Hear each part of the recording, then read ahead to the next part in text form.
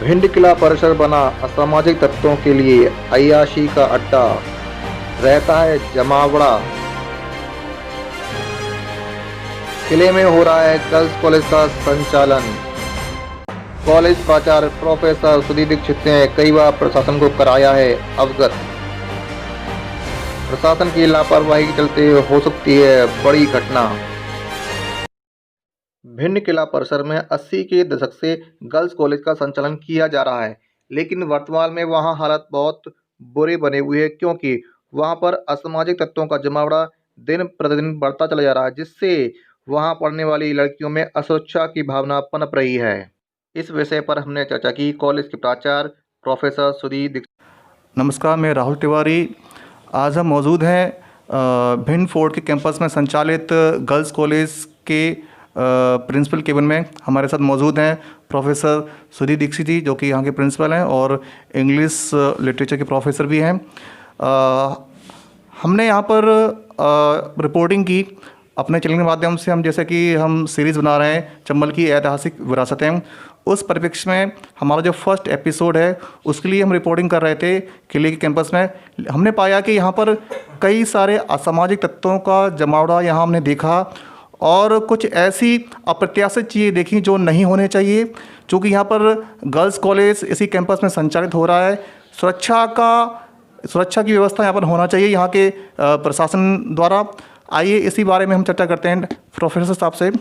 तो सर बताएं ज़रा इस बारे में आप। देखिए, ये चूँकि अभी शासन द्वारा ये कोरोना काल की वजह से यहाँ कक्षाएं स्थगित हैं। 31 दिसंबर तक कक्षाएं नहीं लग रही हैं। हम लोग केवल ऑनलाइन पाठन कार्य कर रहे हैं। तो हमारे यहाँ के जो प्रोफेसर्स होते हैं वो ऑनलाइन पढ़ा रहे हैं, बच्चे घरों से ही पढ़ रहे हैं। इस वजह से थोड़ा सा हम लोग शिथिल हैं, नहीं तो हम लोग निगरानी रखते हैं कैंपस की।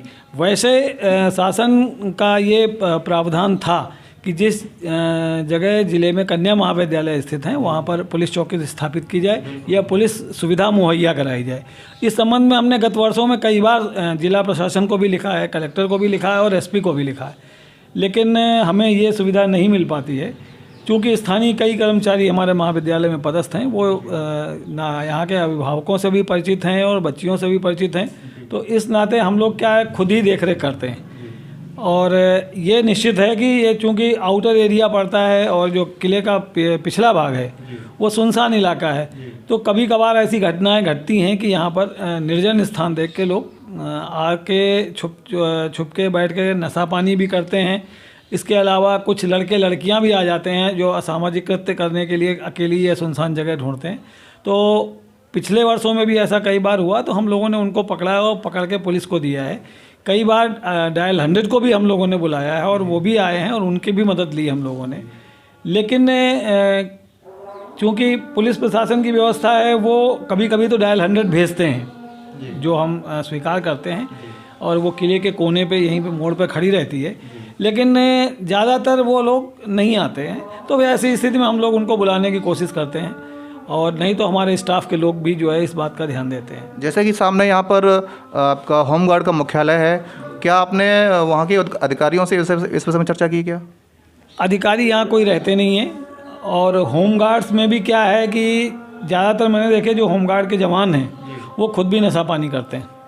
तो उनसे हमें सकारात्मक सहयोग की तो अपेक्षा नहीं है।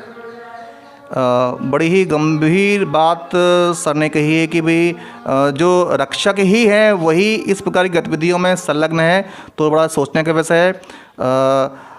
निश्चित रूप से हम अपने चैनल के माध्यम से यहाँ का जो प्रशासनिक वर्ग है उनसे चर्चा करेंगे और इस बात को उन तक पहुँचाएंगे, और यहाँ पर सुरक्षा के पुख्ता इंतजामात हों। जैसा कि यहाँ पर गर्ल्स कॉलेज संचालित है, तो फिर प्रोफेसर साहब थैंक यू वेरी मच आपके स्टेटमेंट के लिए। आपके भी सहयोग की अपेक्षा है।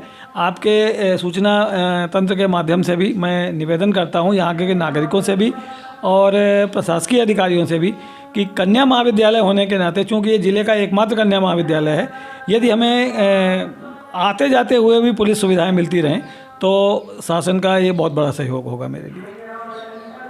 तो ये थे प्रोफेसर सुधीर दीक्षित जी, जिन्होंने इस विषय पर प्रकाश डाला। मैं Rahul Tiwari, Bhind fort girls college campus से।